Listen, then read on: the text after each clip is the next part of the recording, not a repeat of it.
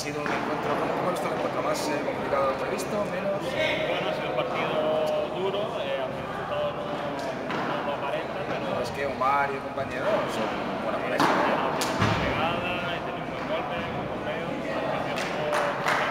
Sí, sí, sí, sí. Y anterior, bueno, han ganado de calle, los compañeros del primer partido han ganado de calle y todavía están jugando una ya habéis ganado, o sea que seguís ahí arriba del todo, después de vuestra sonadísima victoria contra Lepera, que todo el mundo decía Pues Lepera. ese partido sí fue muy complicado. Claro, pero sacasteis adelante en contra de la opinión de mucha gente, que decía que era Lepera, pues es especial. Fuimos en otro día. Sí, sí, ya os habéis encaramado en primera posición y ya no lo vais a soltar. Esperemos que no, todavía queda bastante, esperemos que ya el momento de unificación, cuando se separen los dos grupos, pero bueno. ¿Cómo ves la liga? ¿De competida? ¿Está bien?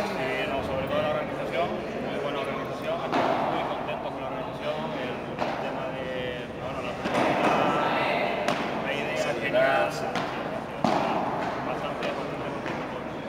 Yo me alegro. Pues que sigáis así y os espero ver ahí arriba hasta el final. Bueno, nos esperemos. Muy bien, muchas gracias. Gracias. Hasta otra.